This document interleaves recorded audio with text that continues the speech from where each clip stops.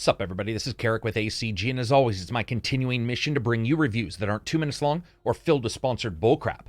5 years is a long time to wait for anything. Sure, in games, we've had our fair share of waiting, and sometimes it's not worth it. I mean, Last Guardian got through an entire full console generation and into the next one, and all we got for it was a cat-bat thing that wouldn't listen to your orders and a camera that defied logic, good taste, and fun. It's crazy to think that Ori and the Blind Forest was originally released 5 years ago. You played as a radioactive fennec fox and ran around a world of colorful levels and creatures, all of them just waiting to lure you into a false sense of security before rubbing your face into the wooden nuts of some sentient tree boss level that makes you want to curse the game, the developers, and maybe even yourself for playing the damn thing. Let's see if Ori and the Will of the Wisps does the same thing. Does it have crackerjack platforming mixed with a melancholy story? Well, sit down and let's find out. Moon Studios is set to release Ori and the Will of the Wisps on March 11th on PC and Xbox for $29.99, as well as Game Pass. As always, if you like the video, maybe subscribe. Also, MS supplied the code for the game early, and you know what that means. I buy a copy of every single game I get, even if the developer gives me a code, and I'll give that away to viewers. Feel free to leave a comment to enter the contest. Because we see at light speed, graphics are going to be up first. The original Ori always had this ethereal nature to it, like looking through some kind of filter into a fantasy land that was an artistic recipe, mixing half black felt painting and half neon light parade with a little dash of sad creatures to taste. Ori 2 does the exact same thing, but it expands upon the world into various locations throughout the land that Ori and his neon little friends inhabit. Each location offering its own stylings with just a subtle nod here and there, and an almost instinctual handle on color theory. From the reds and browns and yellows of the deserts to the desolate gray and blue-capped snowy locations, Will of the Wisps draws a fine line between offering uniqueness but simultaneously creating a solidified worldview so that all of those locations feel like they're within the same game world. This is continued within all the creatures of the world itself, the almost angelic Ori. Using animation for contextual storytelling is brought to a fine art here. Take, for instance, a moment when your plucky little guy basically has to stiffen his upper lip and move forward despite loss, basically moving from left to right. And when you try to turn back around and go left, the game actually does nothing more than has the character slowly turn his head to look to where he was coming from, but not able to actually go back. It's a rare use of the platformer's control scheme to push an emotional narrative, and while many gamers may not even notice that moment, the effect is profound. One thing about the original game as well is that the world of Ori was so fascinatingly animated with detailed layers upon layers of moving landscapes that made the 2D plane feel like a 3D world that was only restricted by that viewpoint of the camera, and it was easy to imagine the world continuing in the background. Will of the Wisps takes this a step higher, with characters engaging continuously in the background as well as the continued layers of movement around you, from foreground to background to foreground again.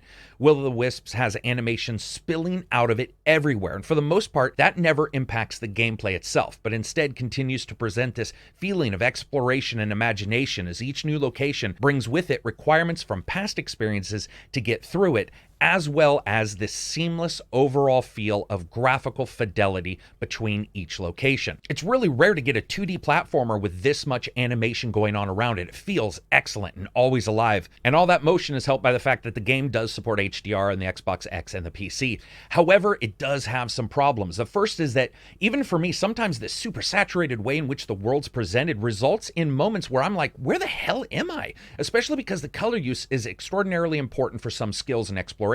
And then again, so is the main character. When you're a light blue angelic animal hiding in a neon blue patch of moss from a neon purple wasp that seems to have come from a world that said, screw it, let's just make this thing 100% stinger, it can get confusing. There were times, especially when the going got heavy, where identifying my character from the world around me was a bit more difficult than it probably should have been. But those issues aside, that brings us to performance. First, on the PC with a 1080 or equivalent video card and a last gen i5 at 1080p to 1440p, you're going to find yourself way over 60 FPS.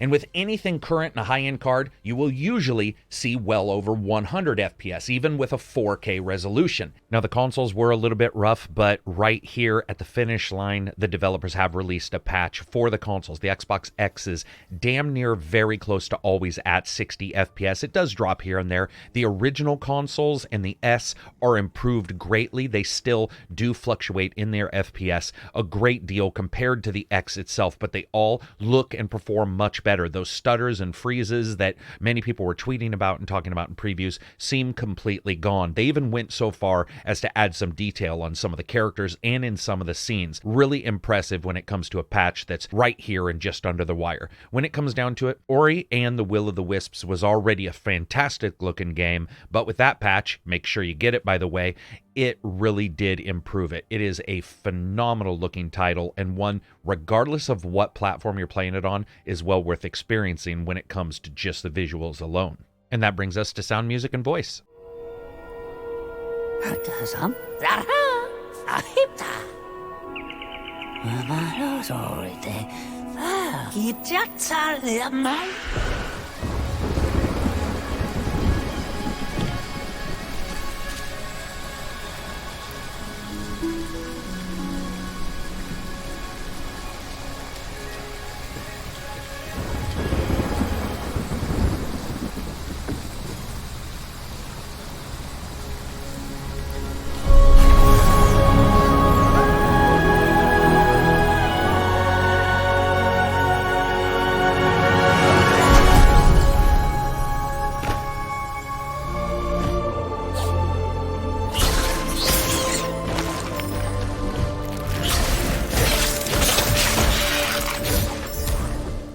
And you know what? We're going to do voice first. None, really. We're going to move on. It's just basically animal sounds, and it's done pretty well.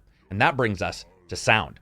This is handled very well with a layered approach to the sampling and a nice judicious use of processing so that the locations can go from the stretching spots in a desert to the closed-in confines of some subterranean nightmare scene, and each sounds like it pretty much belongs. Additionally, a good amount of data is offered in the sound, like enemies from off-screen preparing an attack to various elemental elements that you may need to know about to progress. It's good sound overall.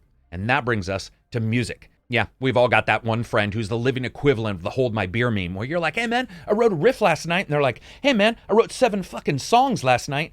Gareth Coker might be that this year when it comes to soundtracks, because this soundtrack is pretty much pure bliss. It mixes incredible emotional highs played out with complex sections and then fades out into almost childishly simplistic themes as it dives down deep into the guts. Then there's this crescendo of music that cascades around you when you discover something new, like an energy shrine. The use of the stringed instruments and the pianos all melding with one another, and then later on everything fades to a solo violin and a single barred instrument. I like the original Ori's soundtrack a great deal. This one eclipses it by a tremendous amount.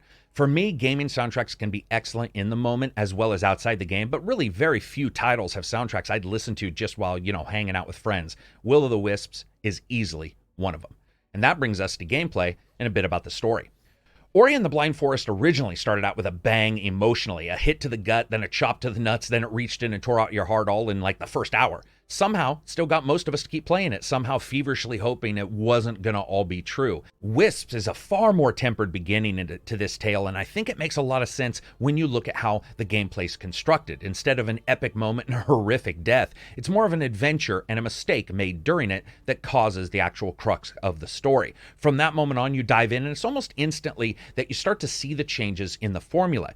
Where the original game had very little to nothing in the way of offensive capabilities, here you're outfitted with a blade made of pure spirit energy almost right from the start. Additionally, now you have a number of spirit shards that you can activate from a list you collect, starting out with a small number of them active at one time, with more slots being available later on. Shards run the gamut from risk versus reward style gameplay changes, like doing more damage to enemies but also having more done to you, sticking to walls, adjustments with platforming, doing more damage to flying enemies, the ability to shoot an energy bow and change even how that ammunition works, and more. And I think we can all agree, in a world where you look like the offspring of Casper the Friendly Ghost and a psychedelic mushroom, it only makes sense to buy things with the energy of dead creatures. So as you kill them and continue adventuring, you can upgrade some of the different elements of the character. The game doesn't even really get up and get going, though, until about 3 to 4 hours in, so be prepared for that. That's not to say the first 3 hours is bad or slow, it's not at all. It's just that the quest proper doesn't actually loop into the game until around that point. For those first hours, you're becoming accustomed to the way the game plays. gameplay, some of the skills, the world, how to accept quests, and more. And there is some narrative in there that's actually informing you more about the game world than we ever saw in the prior title. Now, once the story branches out, that's when you start getting your skills and you put them to the test. And even with 3 choosable difficulties, I can tell you it can get hard in some places. Will of the Wisps is always ready to throw something at you, and it's not afraid to say, hey, you know what? You seem pretty good. Now, merge the last 4 things I just showed you all in real time while the environment is actively trying to crush you. 1 second you're timing your breathing with underwater bubbles so you can bash an enemy into a wall to destroy it. The next, you're sprinting through caverns with a claustrophobic blackness, constantly trying to snuff out your little animal life as you just search for light sources. Most locations have a number of quest givers as well that will have you continue to experience these new elements. Folks will give you an item in trade for another, tell you a rumor about some far-off location, or ask you to find a missing family member. What works so well in Will of the Wisps is that while you aren't required at all, reward comes with continued gameplay variances and unlocks. Additionally, smart design means some of these quests will just be completed due to the normal gameplay cycle of the title. For instance, at one point you're informed that the ancient home of those that inhabit the areas are damaged and a leader wants help collecting a special material to rebuild them. And that's when you suddenly realize somebody got the chocolate of a building simulator and put it into the peanut butter of your platformer, and you're running around gathering different materials so that you can upgrade people's homes. What intrigued me throughout the entirety of the game is the ingenuity the developers have with introducing all of these new aspects. Will of the Wisps handles all of these particular quests with a brevity that means that the times that you're stopping and talking to someone feels like a well-needed respite versus blocking to the overall pattern of gameplay. And speaking of gameplay without good control, who would care about all this anyway? A good platformer always has to balance that fine difference between exploration and exacerbation. Those moments when you're like, man, I don't think I can do this. And then you do it and you look around, you nod, and you're like, yeah, I knew I could. But that requires ace control. Will of the Wisps does a pretty good job with it, but there are still a couple issues. There's still somewhat that soft jump and platforming moments where the game's graphical effects will make you a little bit confused on why you can't grab something or exactly what is stopping a jump from occurring. But granulated down to pure control, Ori does fine, and usually makes sure to put gameplay above the animation, especially when it comes to the combat itself. And that combat continually surprised me. It's not incredibly detailed or overly complex, but it works very well for what you need to do. Dashing one way, smashing down on an enemy another way, grappling to a different ledge, and then turning back around and dodging, bouncing off a bubble, and then smashing some kind of jellyfish-looking thing so that it can pop you up, and then bashing an enemy to get to a higher ledge. And that's a simple part of the game. Where that didn't work well, and where all of this doesn't necessarily perfectly come together, is strangely enough, the newer boss fights.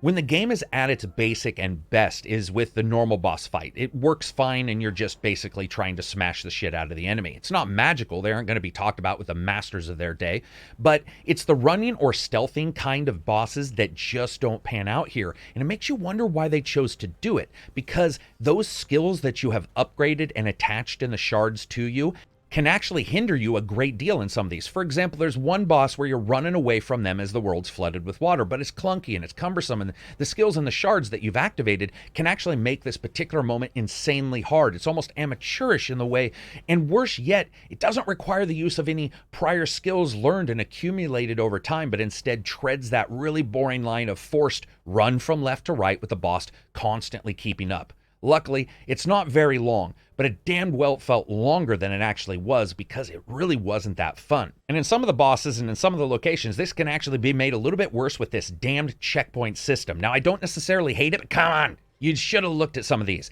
It's not that hard to get stuck. Either the game will just willy-nilly say, you know what, we're not going to allow you to use the quick travel spirit shrines to teleport back out. They just won't be activated anymore. Or you'll be stuck in sometimes a mini boss location. Or even worse, you'll end up, let's say, falling off a large cliff. You'll end up landing, and to get back up, to return back to the major parts of the level, you need a skill that's in the very far right. And maybe you're just somebody who got to this spot by luck or got to this spot and you don't really have an exact feeling for what you need to do and how you need to go about it, and you can be stuck for a little bit of time. There's 2 ways to get out of this. One, you just reload the game's save. This will usually reload you back in one of the main spots and not too far away. Or 2, you frustratingly just bash your way through it. I don't really think that's the best plan at all. What I found with my continued time with Ori and Will of the Wisps is I really did enjoy that combat. I loved most of the platforming, and then you add the frustration of this checkpoint system, which isn't necessarily exactly the way it should be, and that can cause some issues.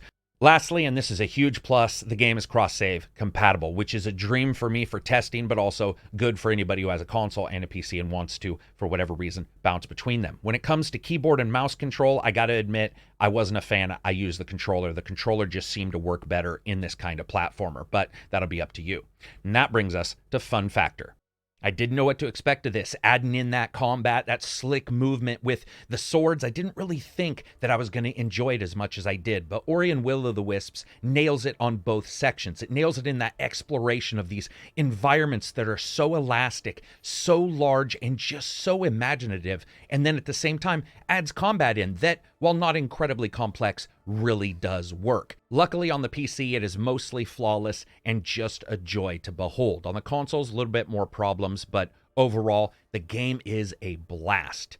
As you guys know, I rate games on a buy, wait for sale, rent, or never touch it again rating system. Now, originally, this was a get on Game Pass and on PC, but possibly hold off and check how the patch affected the consoles.